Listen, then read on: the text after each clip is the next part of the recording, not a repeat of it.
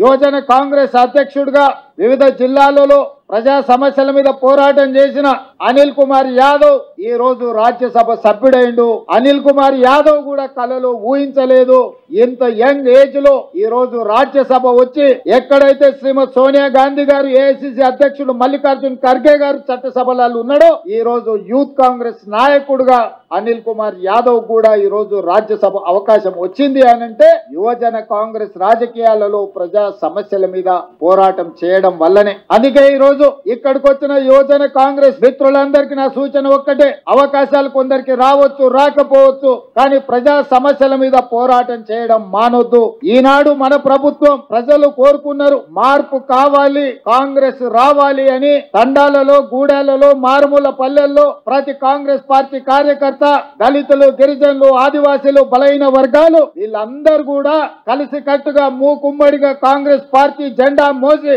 భుజాలు కాయలు కాసినా కూడా జెండా వదలకుండా మొన్నటి ఎన్నికల్లో ఖచ్చితంగా నిలబడి కొట్లాడినరు కాబట్టి ఈనాడు తెలంగాణ రాష్ట్రంలో మనం ప్రభుత్వాన్ని ఏర్పాటు చేసుకున్నాం.